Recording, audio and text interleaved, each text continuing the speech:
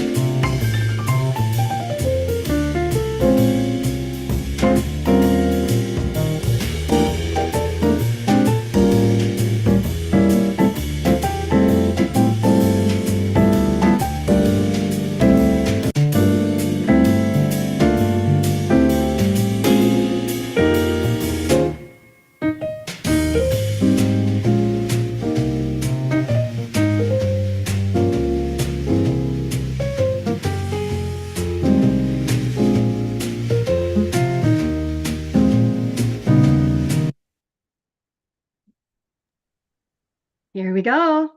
Hello, everybody. Welcome to the SpeechLink podcast. Today, feeding and swallowing, the process of making meal times meaningful. And I'm so excited that Carolyn's here. I just love this topic. And before we begin, let's cover disclosures regarding Carolyn's financial disclosures. In addition to receiving an honorarium for this podcast, she's also the host of the popular SpeechTherapyPD.com podcast, School of Speech. She also receives compensation for providing dysphagia support services for school districts, teaches graduate courses at the University of Houston, and is the owner of Bite Size Consulting. Non-financially, Carolyn is a member of the Texas Speech and Hearing Association Task Force on Swallowing and Feeding. Personally, I too receive an honorarium for this podcast, and I'm a regular seminar presenter for SpeechTherapyPD.com, and I own Speech Dynamics, Inc. I have no non-financial disclosures. Okay, well, so happy that you all are here for our live SpeechLink podcast, sponsored, of course, by Speech Therapy PD. And I'm Char Boshart, your speech language pathologist host. And you are more than welcome to participate during our time together. Just type your question in or your comment into the chat, and one of us will read it, and Carolyn will respond. Carolyn Dolby MS, CCC-SLP, specializes in pediatric feeding and swallowing assessments and interventions for students in the public school system. In her prior experience as a clinician, she served populations across the lifespan in medical, in-home, and private practice settings. Also, as mentioned earlier, here on SpeechTherapyPD.com, she hosts School of Speech, a popular podcast dedicated to empowering school-based SLPs through evidence-based practices, essential conversations, and practical strategies to enhance student outcomes.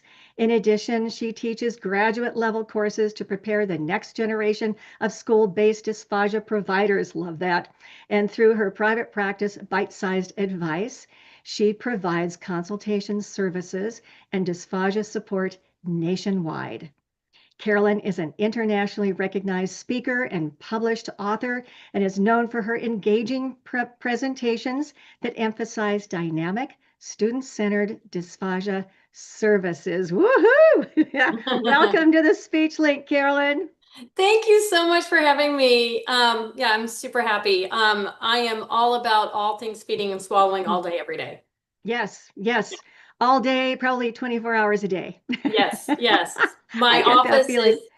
My office is literally the cafeteria. I love it. Well, we are. And your car, I'm sure of that. Yeah, I remember those days.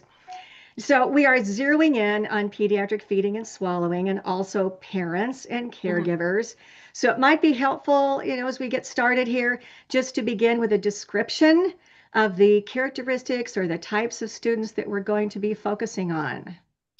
Exactly. So, yeah, just to be clear, I'm focusing on students in our public school systems that require, and I'm using that word intentionally, specialized supports in order to truly have a seat at the table. These are, I know, I love this. I teach, treat, and train, and I always have a catchy name. Teach, treat, and train. I love that. Yeah, that's what I do. I love that. Yeah, so that's going to come. I'm going to come back to having a seat at the table, because that is something I've really been thinking about, a nice framework for today. Yes, so these are students that need structured, individualized supports in order to eat safely, efficiently throughout the day. Because students need to be able to consume enough food and drink enough fluids to stay hydrated and nourished. But we can't forget the side of they also need to be able to participate socially with their peers. So today we are talking about those students that cannot eat safely or comfortably without support. Because if they don't have these supports, their health is at risk. And what am I talking about? Health, I'm talking about choking, aspiration, undernutrition, dehydration, and some other underlying health issues that happen when children are not well nourished and hydrated. our little bodies, our kids' little body, our bodies really, when we're not properly fueled, we don't have the energy or the stamina. And I mean, we know what hangry feels like. Our kids can't always articulate the word hangry, but it sure does come out in a lot of behaviors, right? Mm-hmm. Um, our kids need to be able to focus. They need their attention. They need to be regulated in order to really benefit from their education and participate meaningfully. Yeah. So Yeah. it's not about preference, it's about safety, access, and the ability to learn. Um, Mm-hmm. and it's really, I know it's getting better out there in the world, but I still hear from different states and different SLPs when I'm all over the country saying, "Oh, we don't do feeding and swallowing in the schools." And I'm gobsmacked because what's happening with these children? Well, I'm finding out that these children sometimes have abbreviated days. Mm-hmm. They are Mm-hmm. missing a lot of school. They're uh, um, they're they're getting ill in response to not being well nourished, and then that really is on us, right? I know. It So compounds. it really is. Yeah. So I mean, it really is an issue, and so understanding the challenges that these students face is the first step. Is understanding that eating isn't easy for everybody. Like for us, okay, I talk about it like this. There's two types of eaters. There's the eater that, like us, we live to eat. Like I think we are vacation eaters. So like think about when you're on vacation and there you are at the breakfast table and you're all excited for your day and you're eating breakfast and all you're talking about is all the things you're going to eat at lunch. Right? I mean, like you're eating and excited to eat again. We just live to eat. It's so social. It's so Oh, traditional. yeah. It's love. It's cultural. Mm-hmm. It's such a part of our lives. And then there's the other types of feeders that eat only to live, Mm-hmm. right? And those are two. The third one is the one that we're generally working with, which it's even more that neither of those. They would rather not because something's not working. Mm-hmm. Um, Mm. something in their body is not working, and therefore, so I I'm going to say this. If I say behavioral, I won't mean it because I don't think that children are choosing to not eat just out of behavior. There's something not working in their bodies, and we just have to be better at understanding it. Mm-hmm. Um, and so what I was thinking about today is like it's such a broad thing, and I could talk ad nauseum about this, and I would love to, but Yeah. I know that I I would needed love to to have you kind too. of focus in, and I thought I wanted to do kind of a practical roadmap, if you will. We kind of talked about those four mindsets we kind of Mhm. talked about. Right. So I thought about those mindsets, Yeah. and of course, catchy name. I teach, treat, and train. So I teach our procedures in my districts. Um, I treat feeding and swallowing disorders, Mm-hmm. and I train anyone who will listen. Right. Good. So, Gotcha. right? Gotcha. And Uh-huh. so Good. when I'm thinking about kids, all kids deserve to have a seat at the table.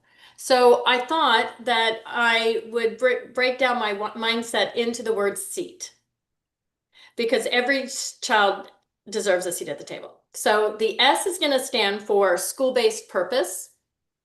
The E Okay. is going to stand for engaged participation.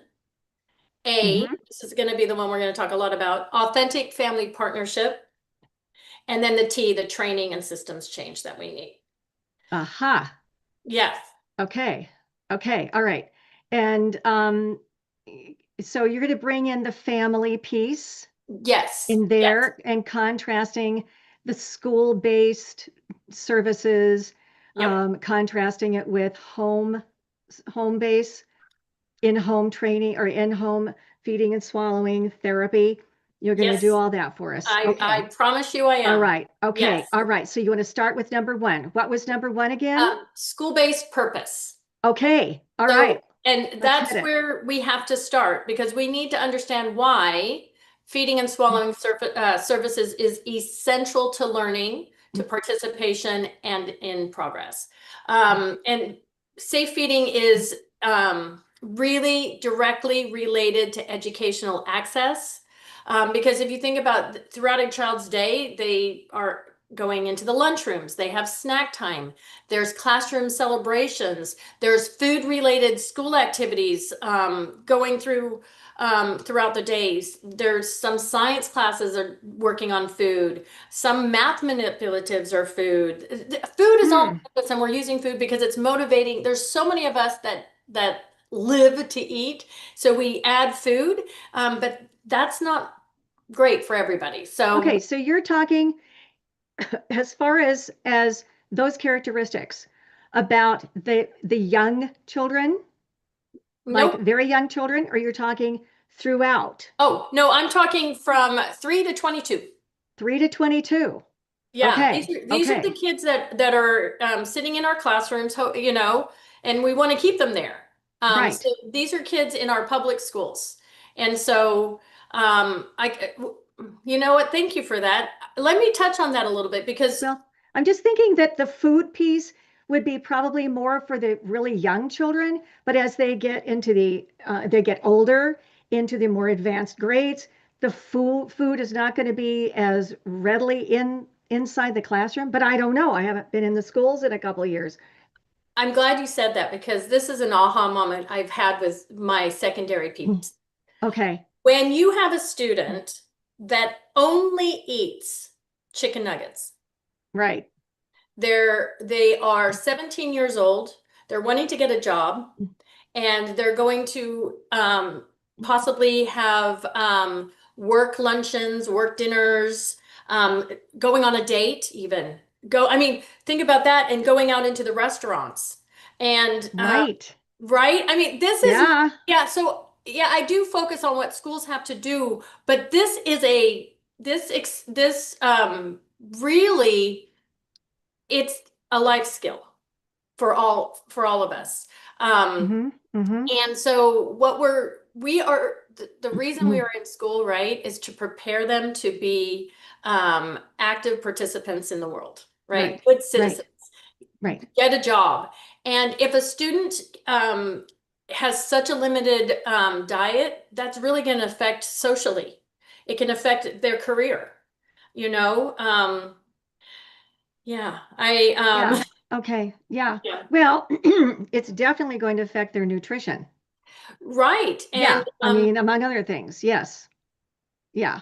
And it's, yeah. And I want to bring it back to when we're looking at um, like what we are charged with in schools, right? Right. Right. We need to offer FAPE, right? So IDEA and FAPE. So that free and appropriate public education. Right. And the reason we have that is that we need to have inclusive educational practices, helping students to participate across the school environment. And then why do we have transition in secondary or starting at as young as I think it's 12 years old, we start talking about transition when Mm-hmm. they transition out of public school or their school and go into the community. We are still responsible. So we need to bolster their ability to be social and fit and have that energy as well. Mm-hmm. So, Mm-hmm. and a lot of times I think people are like, oh, but this is so medical. Well, no, it's not. I mean, I could go into law and stuff, but I don't want to bore you ad nauseum on that. So let me just say one thing and then I won't do the law stuff. But so we all know if you're school-based, I'm assuming we're school-based listeners or maybe clinicians. No, Right. even clinicians, I hope I have some clinicians out there. If you are working with school-based, school-aged children, this can also help you understand the difference. And I'm going to talk about that too, what you can do in the clinic versus what we can do in the schools. Okay. Yeah, I'm going to hit that. Okay. So and then you will have some great words to arm your families in going to the schools too, because Mm-hmm. you while IDA might not specifically um, name dysphagia or feeding and swallowing, I use those kind of interchangeably. It does mandate support for health-related disorders that Mm-hmm. will directly affect education, Right. and it does. If you think about feeding and swallowing will actually result in health issues that can limit school attendance. Okay, so if a student is not attending school, they are not accessing the curriculum, which is impeding their socialization and participation. So we could ultimately not be denying FAPE because we aren't providing those supports in order for them to be at school. I mean, Right. it's pretty heavy stuff. Mm-hmm. But it doesn't have to be heavy. It can be fun, just like I like. I make it fun. I make it fun. But I do bring the seriousness to it and why we Well, do there is a responsibility there that we need to speak up for those kids. 100% Yeah. because a lot of the kids don't have their own voice. Mm-hmm. They're not good at advocating for themselves. Mm-hmm. Most of mine are pretty impacted by their disabilities. And so and so they need somebody to advocate for them. And so Right. Right. that's what yeah. Okay. So kind of when we think so my first mindset is the school-based purpose, right? Right. And the Okay. purpose of school-based is to be making feeding and swallowing the interventions to be central to the school-based purpose. Okay. Okay. Okay. Now, can I flip it for a minute and talk about what school-based services are not? Sure. All right. I know. All right. I know I'm trying this. to think about that one. I know you're Okay. like, where is Carolyn gonna Where's go? she going? Okay. So this is the biggest scare question that districts get. And this is why I think they dig their heels in and say, we don't do feeding. They always say, we don't do feeding in schools because this is the question they get. Are schools required to provide feeding therapy? And do you want to know the straight answer? No. What? Okay, hold on. I know I've got a lot of people sitting up in their chairs ready to fight me, but hold on. So when you think about what feeding therapy is and the way it's delivered, it is a family-centered service that is done in the home and in private clinics and in hospitals. Okay, that's kind of the traditional thought of what feeding Right. therapy is. Okay, Okay. Uh-huh. but I, Carolyn Dolby, come from a place of yes, always. And I will always find a yes to that request. So I said no to y'all because you're your fellow clinicians and my peers. I never say no to a parent. So I had to find a way to kind of shape that because um, Mm-hmm. to make it palatable and understand for the parents. And that's what I want to talk about is how to really um, bridge what Okay. parents Before you want. move on, Yeah. I know the schools are very, they don't want to be sued. Are they thinking Hmm. about safety? Is Yes. that why that is So, not required? Or okay. So services? They don't want to have to. now the thing is we do feeding supports. It's just that when you think of a clinic-based feeding therapy where we are expanding a diet because they don't like broccoli, Mhm. we're talking about a child that wants to eat broccoli but can't eat broccoli. Okay. Okay. Now, to say that, so this might clear it up. This is how I'm gonna these are quotes because this is in the words of Carolyn Dolby. What I say is that we do provide feeding and swallowing services to all students that require feeding and swallowing intervention in order to maintain safety. Safety is number one.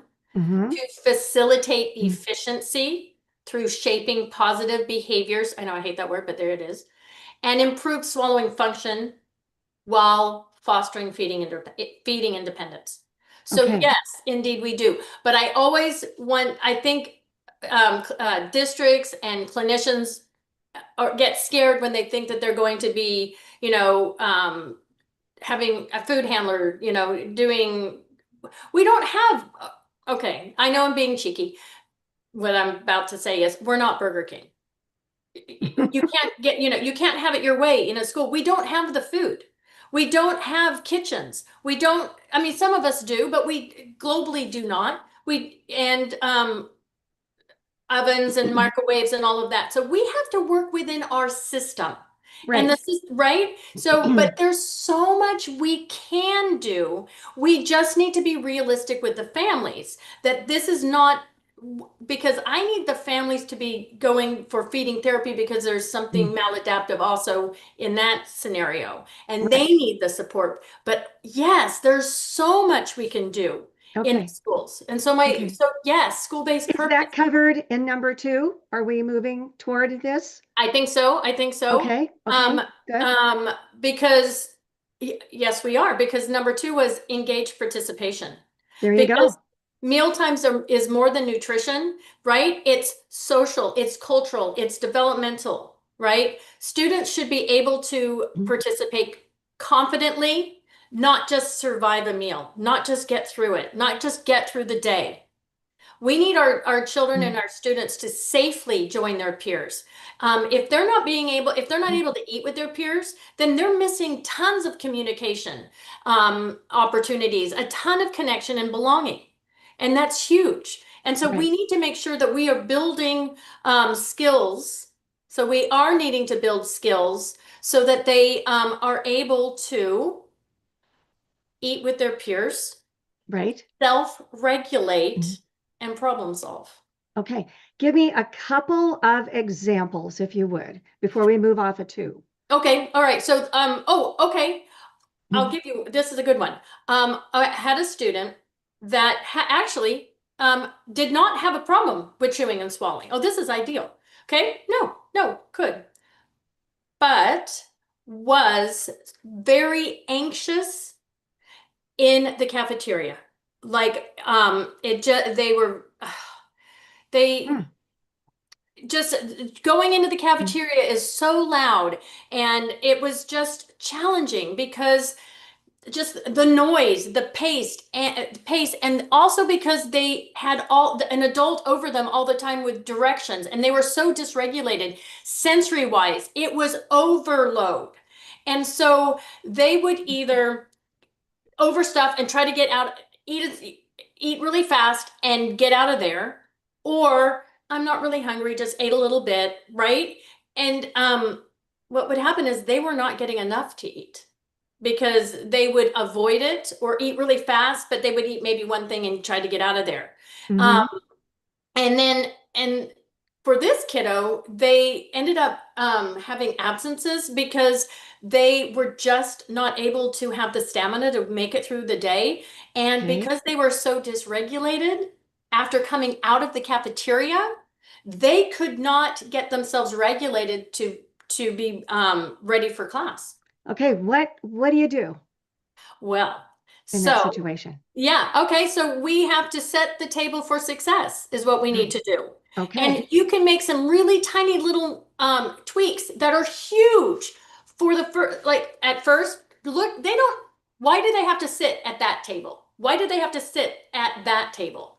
They can sit at any table they want. Maybe there's a little alcove or somewhere they could still be in the cafeteria, but somewhere a little tucked away.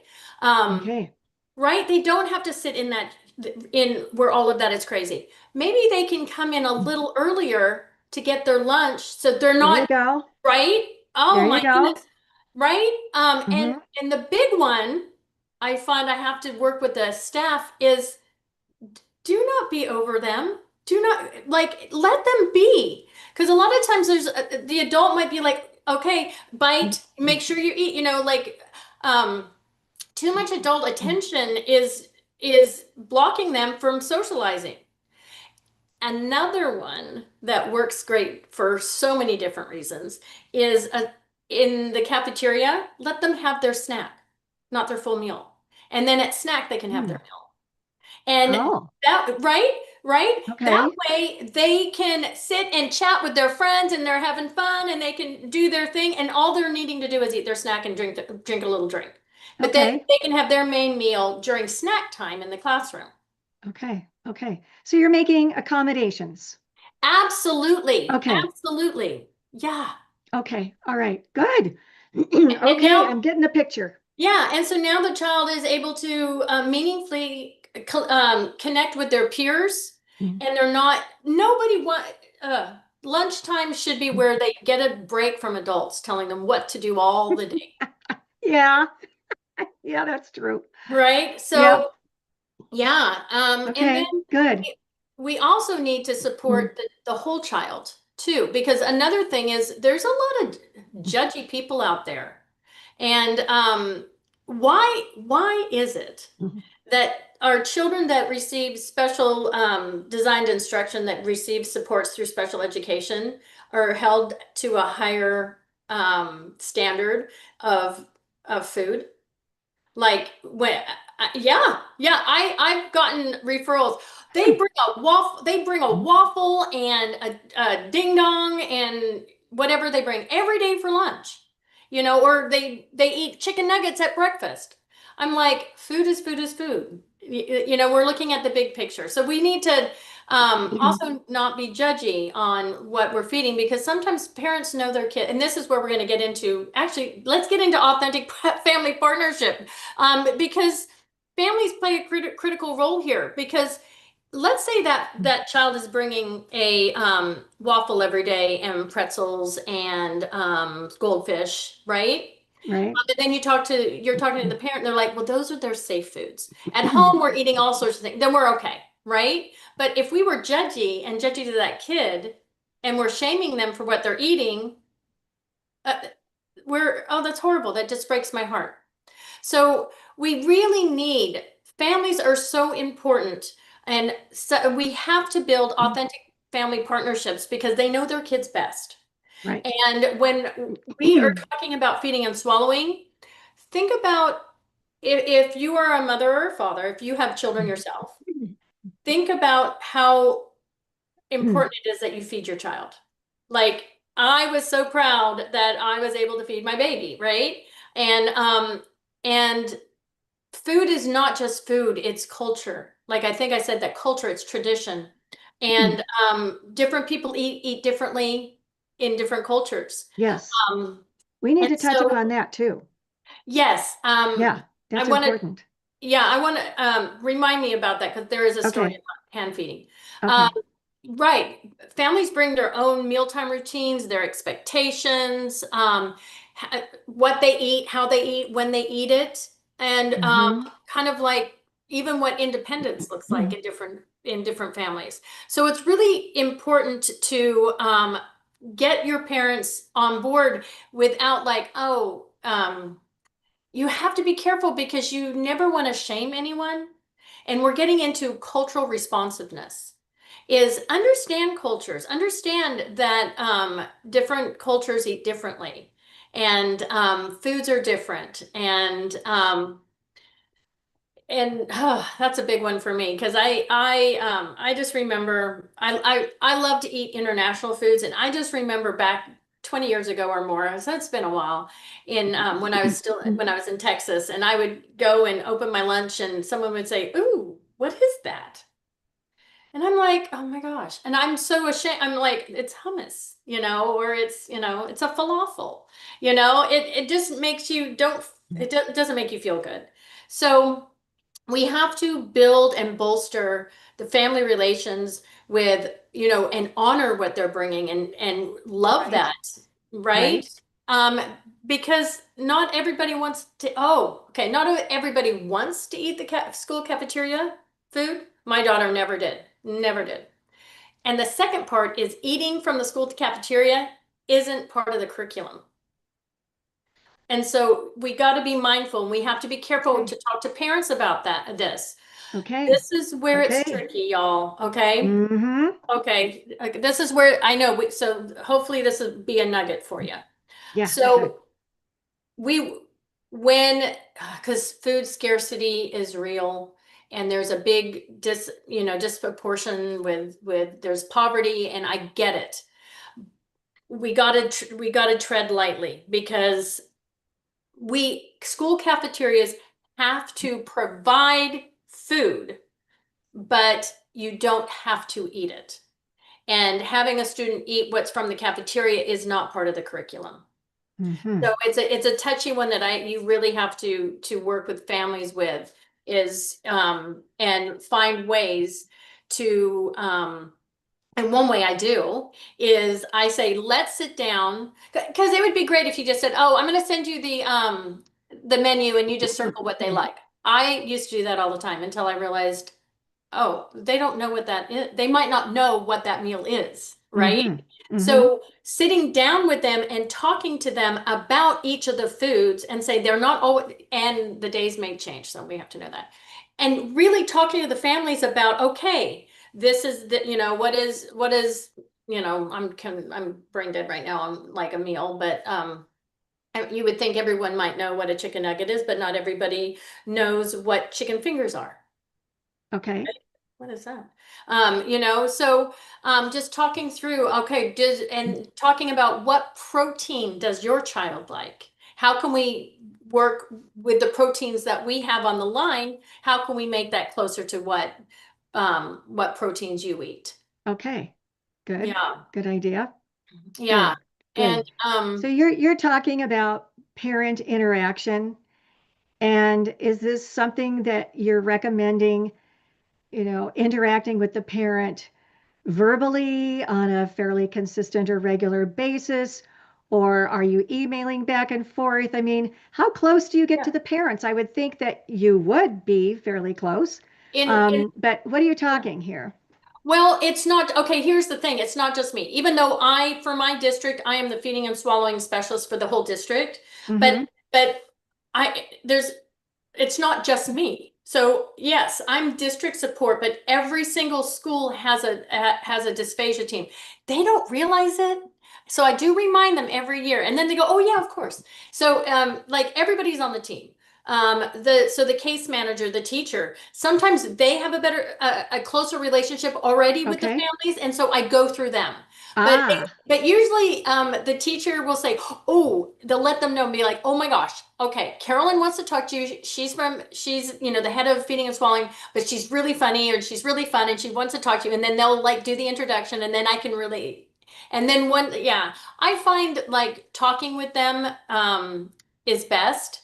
And it's hard because there's a lot of language barriers and having to get an interpreter. But in today's world, we have a lot more at our fingertips, especially like over the phone and getting a phone interpreter. I just find that when you talk directly with the family in their language, that you're breaking down some barriers, that there's okay. less misunderstanding, and Okay. you can come to some really good, solid partnerships. Mm-hmm. Because there's a lot of misunderstanding that can happen. Think about like you get an email and you're like, what? And you're thinking, or there's a bold or an exclamation or a word, you're like, that, what are they saying? Versus when you're talking to somebody, it's it I don't know, it's more authentic to Yeah. me Yeah. is and realize and letting the families know that I want to know what works for for you and in your household. Tell me what your mealtime looks like. I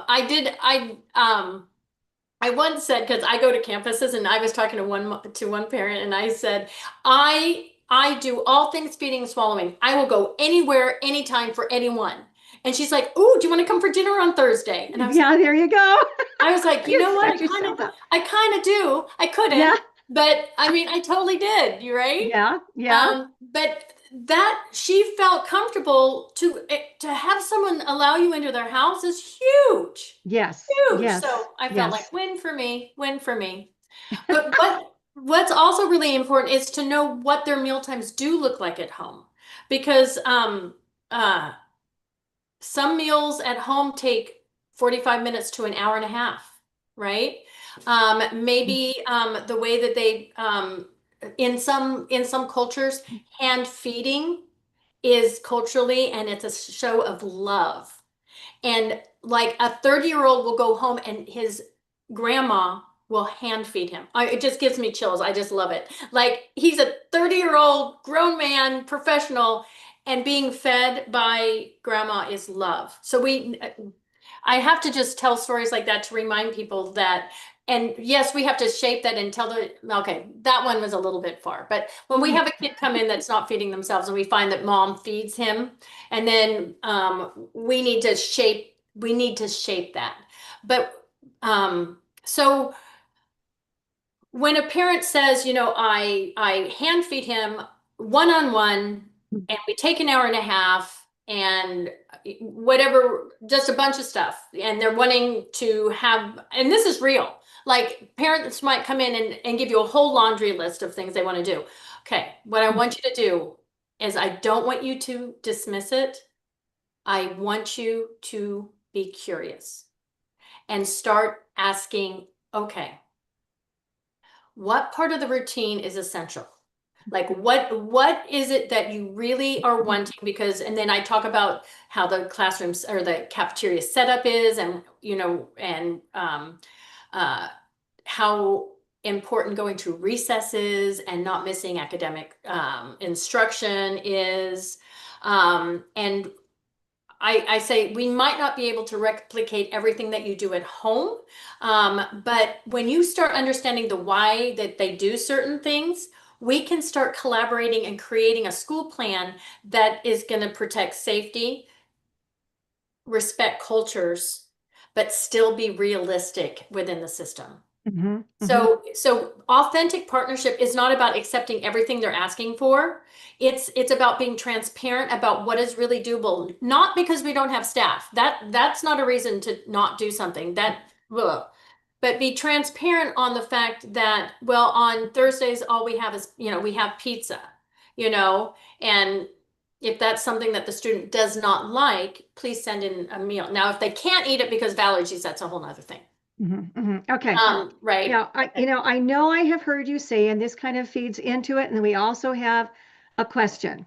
Oh, I sure. have heard you say when parents feel understood, they begin to trust.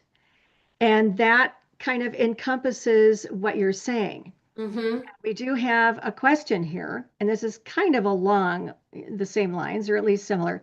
In that example you gave, do you think only an SLP can provide that type of support, or any provider like teacher or OT, et cetera, which I think you've been talking about that. And then you also, here's another part of her question. Can you give an example of how you would treat dysphagia slash texture aversion in the school? So this is a very specific question. Yes, And and it yep, kind of diverts from the parent, but I'm going to say it crosses over I because ain't they're having the scared. same type of issues. Ain't scared of that question. Okay, Here it is. okay. I am an SLP. Yes, that is my discipline. But and because the two districts I have worked at, huge districts, one in Texas, one in Oregon now, they've made these positions for me where I work at the district level and I support all the school-based teams. Nice. Right? And so nobody wants to feel siloed or alone. So I do the heavy lifting. I'm doing the critical thinking. I'm sussing out the issues.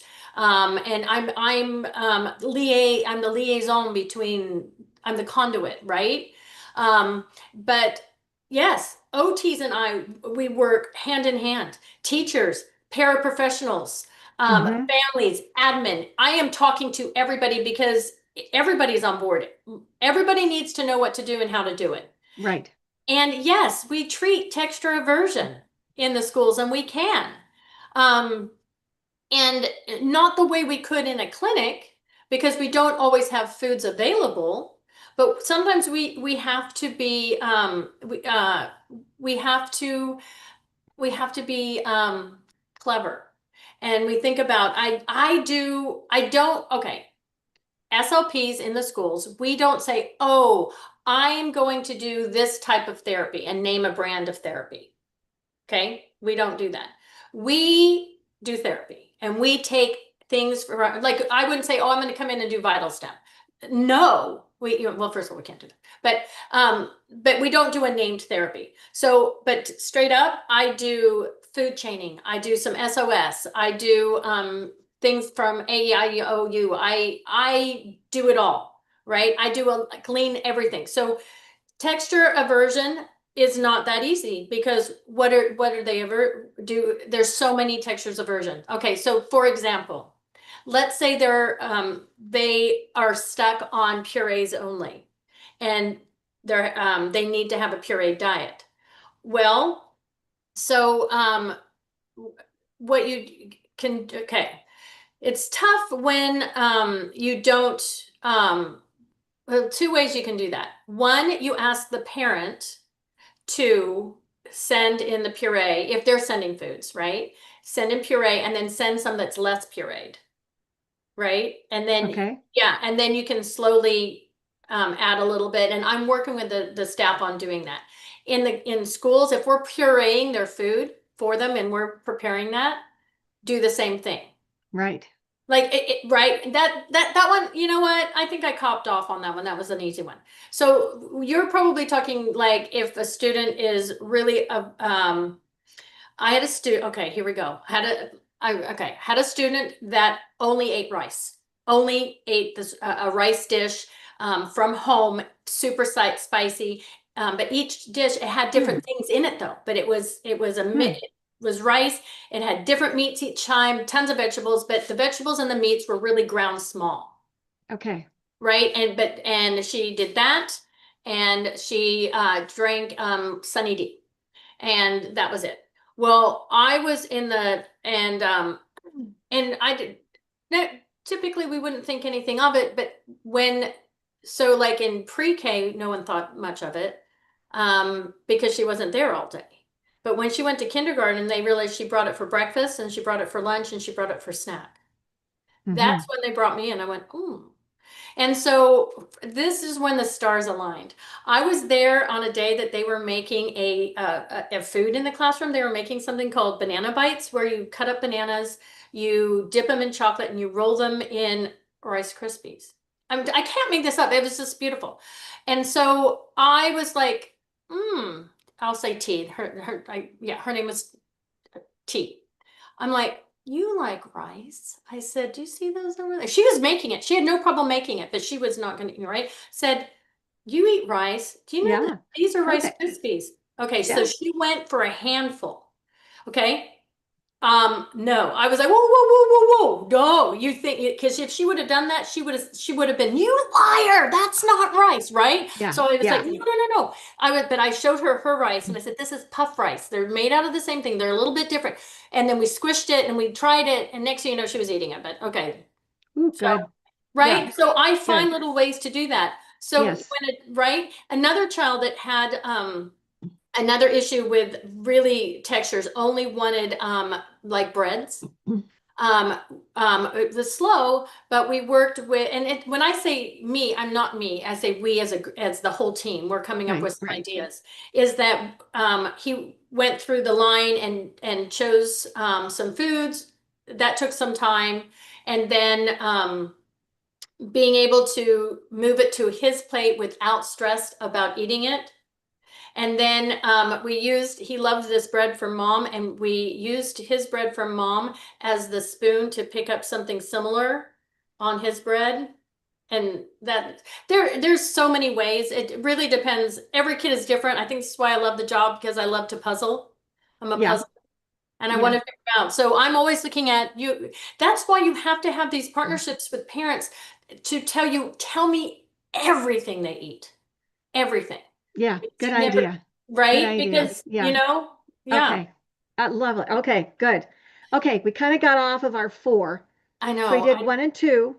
Three is Well, yeah, 1, 2, 3 was the authentic family partnership, and that is kind of okay. a lot of what we do. We've kind of been in that. Okay.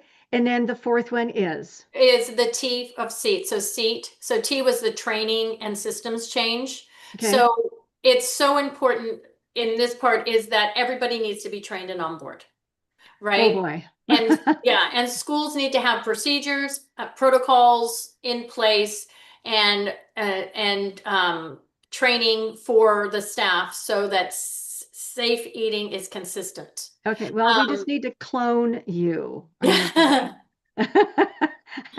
How do we do that? so We'll right. figure out a way. Well, here's how I do it. Okay. I put together a video. It's about 10 minutes, and it's just a general general informational video about what is feeding and swallowing, what is dysphagia, what are the red flags, I mean, just a 10-minute video that is now mandatory for everybody in the district. When I first started, I used to go to all the schools and do it in person. That was exhausting, but it was really good for me because I went to a campus once and they said, "Oh, we don't have anybody here that have feeding and swallowing difficulties." And I went through my presentation and the teacher was like, Oh, I've got 3 to refer I've you got to. So three. not that I'm trying to get more on my caseload, Yeah. but like Yeah. like so I guess my point with the training and systems change is when you start training and talking about it, it comes to light that oh, yes. And then when you train the staff, because sometimes you get some kickback as the staff doesn't want to do something more. And I said, I'm actually not asking you to do something more. I'm wanting to write a plan on what you're actually doing and giving you credit for doing it. And then they're like, oh, okay. So just like I do with parents, I do it with the staff. So parents, I listen, I am curious, I am non-judgy. I keep a, I try to be charmingly disarming, but authentic, not sweetly, because they can't, no one wants that. No. But I am goofy by nature, so that does come out. But I do this with the staff as well so that they're comfortable and they're willing to listen. Because when anybody is dysregulated, you can't listen and you can't participate and you don't have a meaningful mealtime. Hmm. Hmm. Right? And Hmm. so training is really important. So I do a general training, but then I write safe eating plans that are realistic for the school. And that's what I train on specifically. So this like when full circle back to the students that we're talking about the students that require a safe eating plan. They require accommodations.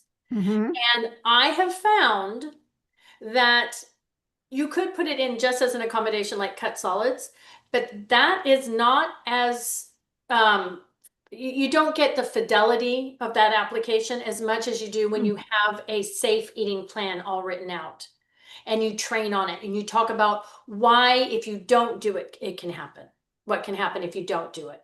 Hmm. So I do safe eating plans and that's what talk about. um, and that and again, remember, like I want family input, but it's a balance. It's not family directed. Okay. It's collaborated. We're all coming to the table. We're all because we have to we it is we again we want to not say no, we want to say a yes and be curious and really understand what they're asking for. So I have 8 building blocks that I use when I do my dysphagia plans or my safe eating plans. And uh and really, I train the staff on exactly what I'm looking for and why, how I build it, and then I train on how to do it. And then when I'm talking to parents, when like sometimes I get this sometimes, that a parent brings in a note from the doctor that says my student needs one-on-one, um, a one-on-one adult for meal times. And I'm thank you. I'll take that under consideration. See, I'm cheeky behind the scenes.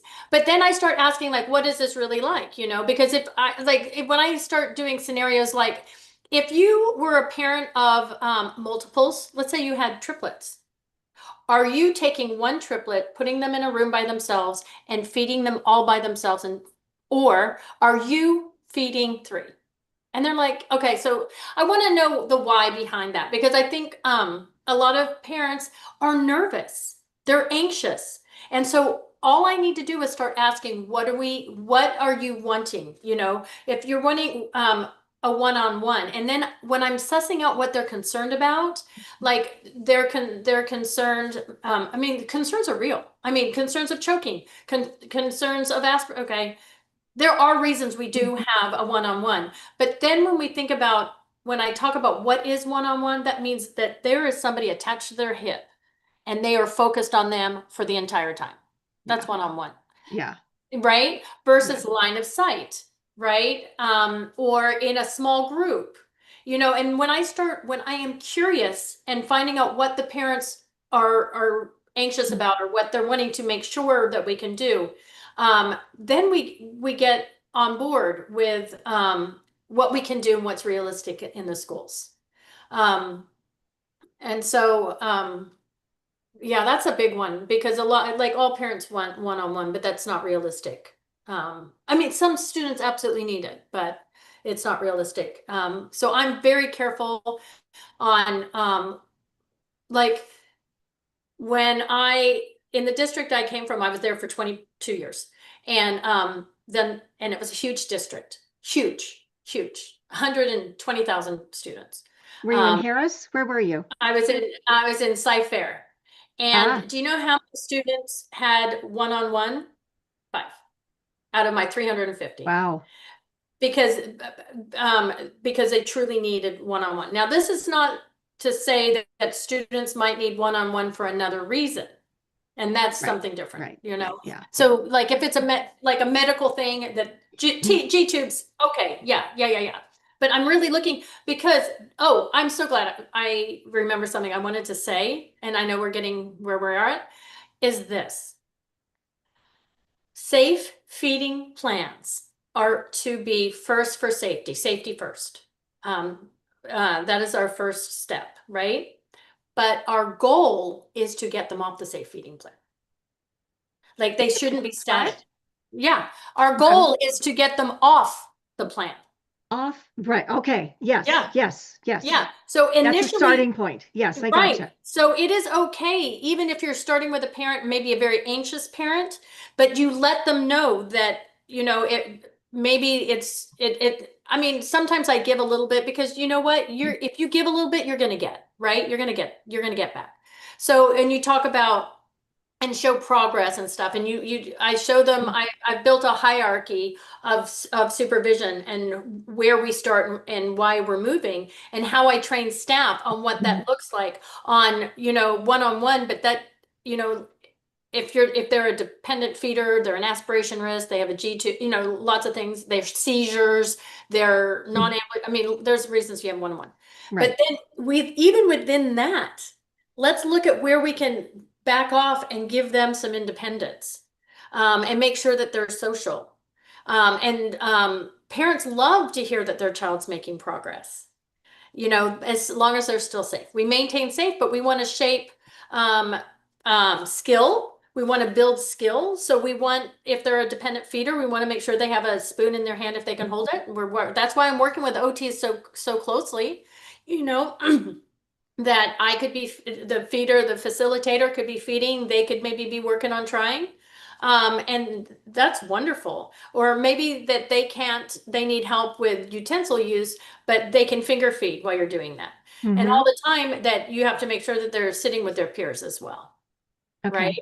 Okay. Which brings us to like the environment. And yes, I would love everybody, you know what? I would love that cafeterias were dim lit with soft romantic music and soft comfy chairs. They're not. They're giant ant farms with Yes, it, they are. right? With So little ants. Yeah. yes, They're in and there for I 3 minutes and they run out to the play yard. Yeah.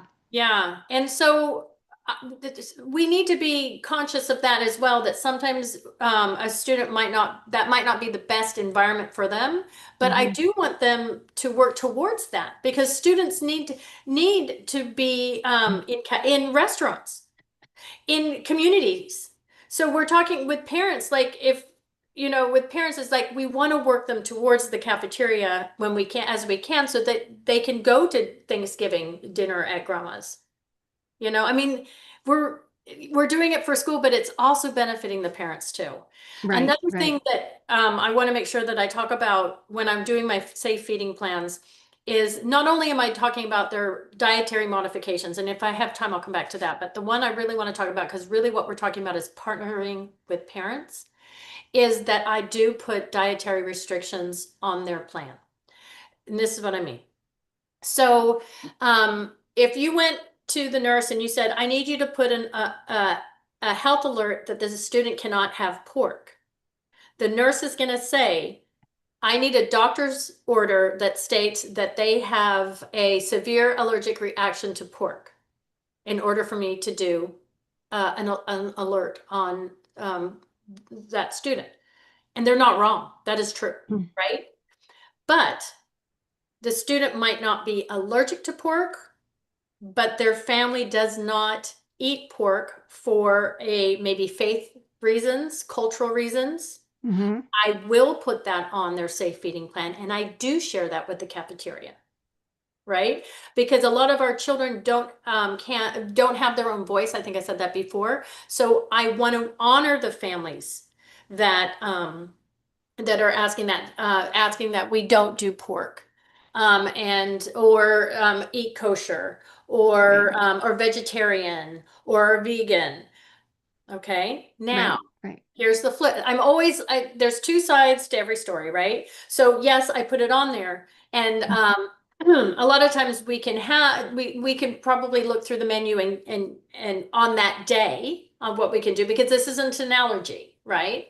But I do tell parents that, our in the district I am, our meat is not kosher. But I look and see these things, but like our yogurt is in my district. So that works. And so no, we don't have to provide specific meals, but we are going to do our darndest to make sure that we get a good meal. And that's where I'm partnering with the parents and saying, this is for today. Make sure that you augment it with something else to make sure that they have enough Right, nutrition. right. Good. Okay, we do have another question Mhm. there. She says, where do you get the information to inform a safe feeding plan, like a modified barium and so on, or fees, skilled observation? Generally me. So, oh, well, I'm going to do a shameless plug.